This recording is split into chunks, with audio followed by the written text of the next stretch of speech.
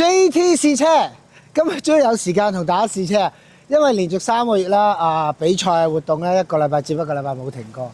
臨近聖誕節啦，個節奏就慢翻啦，可以做翻自己中意做嘅嘢啦。上次同大家試過架雅閣嘅街車，今次試架賽車啦。呢架車咧我哋用咗差唔多成1年時間去翻新架車啦，中間又等零件啦，又試過壞其他嘢啦，又試過換避震啦。整咗好多嘅嘢，希望今日咧同大家去一個順利嘅試車，拍到條片。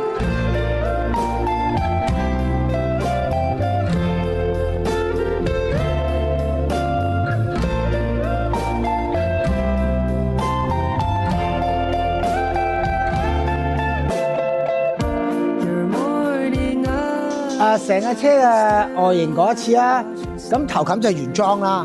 咁頭泵把咧係纖維嚟嘅，咁同沙板都係，咁比原裝咧闊咗50 mm 係賽例嘅問題啦。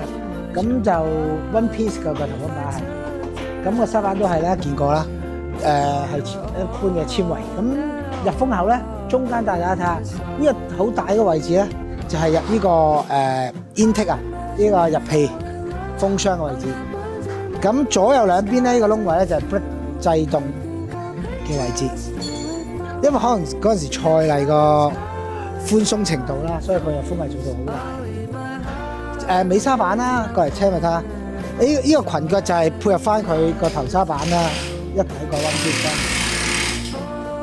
個尾沙板就係佢就咁交一個纖維嘅邊啦，就整闊翻個寬體。尾泵把都唔係原裝嘅，都係廠做。咁呢個正幅啦，就係直接食落個尾冚度啦。咁佢就唔係就咁裝個尾冚嘅，應該開俾大家睇下可以。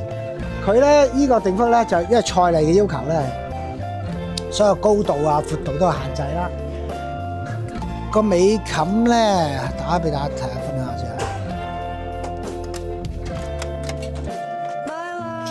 就有2支桿啦，直接食落個車架度。因為如果佢唔做呢個桿出嚟咧，其實直接裝落個尾冚度咧，個尾冚會喐嘅。咁咧就冇咗定幅嗰個效果。咁啊，依副就係K20A 啦，Honda 嘅2000cc 嘅 NA 引擎啦。咁啊，大家睇到金色閃靈靈嘅地方就係一啲隔熱紙啦。佢其實係 carbon 嚟㗎。咁呢個係一個 carbon 嘅導風槽啦。跟住有一個大嘅 carbon 風箱啦，同埋個弧點咧就擺喺度。而呢個位咧就係嗰個弧點，呢個 sensor 用威亞嘅，其實都係。咁咧佢大概67度嘅 size，你正常街車嗰啲咧都係40至50左右啦。而因為賽例咧就局限咗啦。咁如果再大啲啊，梗係再可以拍出啲。呢副引擎咧就唔係我哋自己冚啦，就係無限自己做嘅。當年咧係同3級方程式副設定係一樣，係 camshaft 唔同啦。咁要有限里數啦，要定期 rebuild 啦副引擎。咁另外副引擎就比之前雅閣就坐低咗10 mm 左右啦，同埋褪後咗少少。咁另外嗰個沙氣咧都係個角度有少少唔同，就擺個 angle 有少少，梗係斜角大概係15度左右。水箱咧佢就一般咧就唔係直擺啦，呢個水箱咧係大概35度角咧打斜擺。另外個導風罩。咁陣間有機會睇下可唔可以拆開俾大家睇下啦。coil 啦，咁成個 coil 其實我都有換過。咁我之前諗住用啲有牌子 coil，咁廠即係聽見之後，個嘢一定要用翻原裝。咁我哋就冇用到其他牌子啦，我哋都用翻原裝嘅。咁佢個點火設計有少少唔同嘅，同原裝車個唔係用分火器，直接用電腦控制嘅。升起咗拆起個頭轆俾你大家睇下啦。咁用緊4 port 嘅鮑魚啦，佢個 brake 碟係330嘅 brake 碟啦 Brembo 嘅。咁我哋都係跟翻佢原裝嘅 spec 去繼續用啦。咁皮我哋就自己試過2個襟棚嘅暫時，因為佢提供嘅表皮嚟嘅，係由廠方。避震機咧今次咧我哋用翻 KW 嘅 two-way suspension 啦，因為之前用嗰個 four-way suspension 咧就壞咗啊。rebuild 又寄咗去歐洲未整一翻啦，咁呢套 KW 就比較平啲，大概1萬蚊歐羅到啦，咁就係俾架車專用嘅。另外個 A 字臂咧，佢就係廠方自己 custom 做出嚟㗎啦，咁本身咧都係可以調校嘅，咁就唔用螺絲啦，佢仲漸片。咁如果個漸片越厚嘅話咧，個 camera 越細啦。如果個佔比越少嘅話咧，個 camber 就越大。咁方面賽車時咧，調校嗰個設定就快好多啦。仲有就係一個 carbon 嘅風兜啦，就係攞嚟吹動翻個 brake 碟 pull down 同埋啲效果。咁應該可以整個特寫俾大家睇下，因為做得好靚啊！佢成個圓形做出嚟嘅，令到可以成個 brake 碟好均勻咁樣 pull down，同埋個 brake kit 都係。我喺touring car 除咗依架WTCC 年嘅車見過之外咧，喺 T7 裏邊未見過。GT 我都有見過 ，GT3、GT4 都冇嘅。咁啊做得佢完成度好高，所以想同大家分享下。另外佢個盒頭就係 custom 做出嚟嘅啦，為咗嗰個角度啊同埋個傾角咧係用707做出嚟。咁個下搖臂咧其實咧佢個 base 咧都係原裝去一樣，但係嗰個焊接位咧就有少少唔同啦。咁全車用咗波子嘅底膽啦，咁個底架都係原裝嘅。咁但係佢波子底膽將個車個搖臂個高度改低咗啦。咁等成個底膽改低咗之後，個引擎可以再坐低啲啦，褪後咗啦。咁係當時係賽利有關嘅設定啦，聽我哋講。車尾啦，好簡潔啊，都係用翻 KW 嘅粗圍避震啦。個尾底架咧就廠方自己加工啦。咁嗰啲拉桿同搖臂咧，後邊就反而係廠方全部自己都係重新做過啦，包括呢個盒頭都係啦。佢嗰個上搖臂同埋個下搖臂拉桿都係廠嗰啲重新做過啦。咁應該可以 pair 下條蝦鬚俾大家睇下。正常行街嗰支車嘅 anti-low bar， 佢咧係如果你想較遠行咧，用個行程去較啦，高低或者遠近去較到架車遠同硬啦。咁呢架賽車咧，我哋就唔係咁樣做嘅，我哋咧就係較佢嘅角度啊。譬如可能45度同50度，可能度數越大咧，個尾就越硬啦。咁可以唔同嘅調校方式。好處就係好快啦，可以好簡單扭啦，螺絲鬆緊就解決到個軟硬。車尾 brake kit 啦，就用咗 Brembo 嘅2 pot 嘅鮑魚啦。咁盒頭同埋個 brake 都偷輕咗啦，偷到好輕。以前我喺街細個見過好多人都整到咁樣，不過咧又甩碌又有啊，爆 brake 又有。咁呢個就唔係我自己整嘅廠整。可以 pair 俾大家睇下啦。咁架車嘅螺絲咧，其實都換晒長螺絲，佢換到好長，比原本多咗差唔多接近15 mm。點解？因為要裝 spacer 用。咁其實尾好多時冇裝咁出嘅，係車頭。咁但係佢哋車頭根本都冇裝。當時做呢個車架之後咧，加完焊之後，我哋就浸藥水啦，咁將個車架再溝到好輕。咁呢架車實際有幾輕啊？再磅一磅，我記得大概1100 kg 左右啦。就你話好輕又唔係啫，因為當時嘅賽利一定嘅要求啦。咁而家好多玩FD2玩 Honda 朋友都好容易做到1100 kg 樓下啦。咁呢個波箱咧就係X-Track 嘅早期嘅波箱啦，大概15年前科技嚟嘅都。我就自己都係第一次接觸 X-Track 就係經呢架車。咁 X-Track 嘅波箱係一個名牌啦，係出名貴之外咧，其實好襟用啦，同埋好耐久啦，仲有個 SD 個巴數好足啊，係好好用嘅。咁同埋好輕啦。我聽翻好多車隊講都係好中意去用呢個波箱，車廠都係啦。個缺點就係個價錢啦，當然好嘅嘢要貴啦。咁呢個就係佢嗰個風箱睇得出嚟，佢個風格嘅面積好大啊。佢哋Honda咧好早期已經使用咗 SF 嗰個風格。大家如果有興趣，可以上網自己睇下 SF 嘅風格。香港都有代理可以買到，同中國。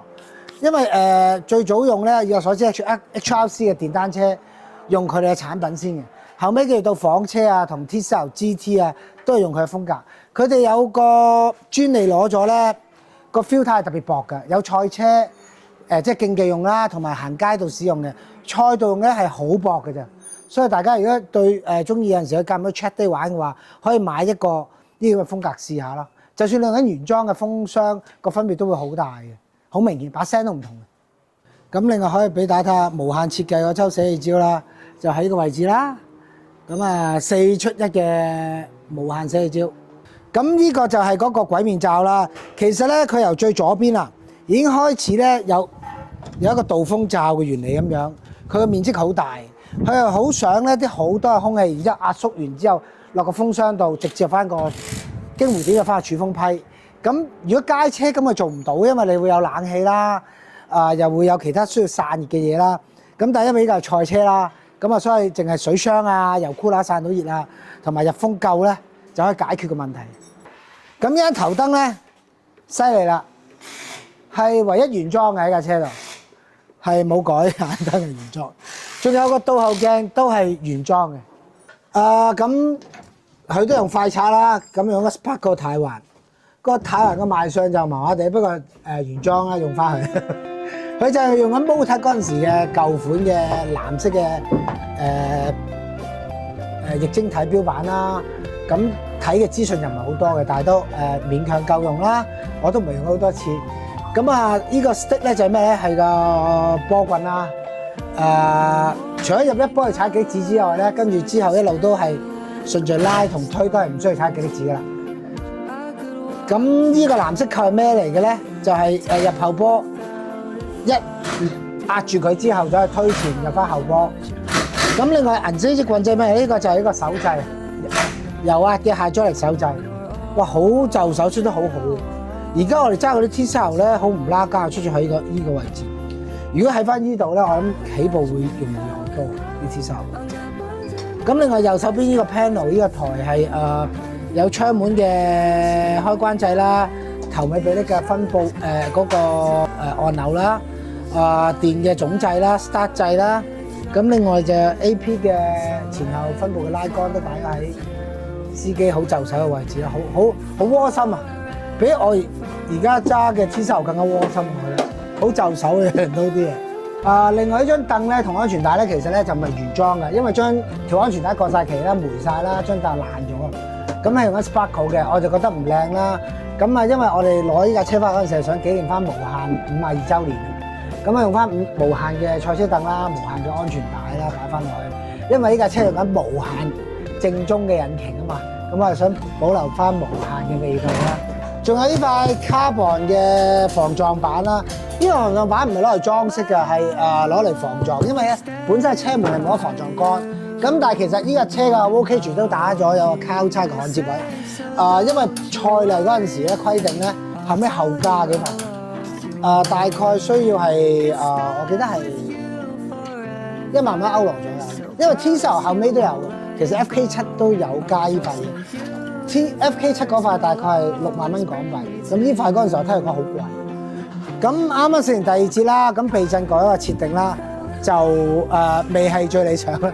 咁但係都同一個問題就係個右尾輪胎鎖死嗰個情況。咁呢個睇下盒頭啤領啊，定個逼個塵冚啊，或者俾啲降喉啊，再檢查埋個 pedal 啊、手掣，因為睇下發生咩事啦。咁希望可以盡快解決啦。喺今日第一次試車就做1分21啦，跟住就做1分49秒8啦。咁都唔係我打期嘅時間，不過唔緊要啦，因為知道個 gear ratio 起碼唔啱。而家咧原來呢個波箱個極速係248去到253之間啦，係澳門嘅波箱嘅 gear 啦。咁樣喺珠海賽場咧，其實係到225至230之間係最理想啦。咁如果要最啱珠海賽場咧，我要買個456波嘅波牙翻嚟再試過啦。咁又要訂啦，又唔知等幾耐。咁但係而家最緊要解決咗車尾個制動嗰個問題先啦。大家如果中意睇關於我繼續試車嘅片咧，俾啲鼓勵新同事啊，subscribe 俾個 like 留下言，多謝你哋。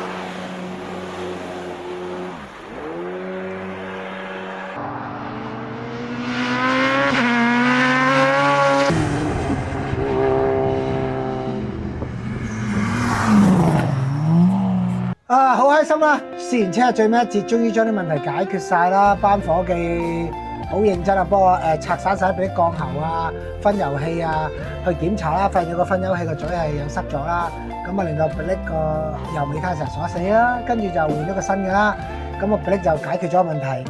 咁另外避震嘅調校去到最後一節咧，係自己近似想要嘅嘢啦。咁啊，但係今日好唔好彩啦？好多人試車啦，咁啊未人盡情擁到架車啦。咁但係都好開心啊，因為要知道個問題要解決嘅都解決曬咁滯。咁啊，希望下一次有新胎嘅準備啦，同埋可以準備啲波箱波啊，4、5、6波，因為喺追彩場揸5波爆頭，6波又爆唔到啦，好尷尬啦啲位，同埋希望可以挑戰下 T10啲時間啦。嚟緊準備曬新胎同波啊，盡情可以揸下享受下呢架車。下次同大家玩過，拜拜。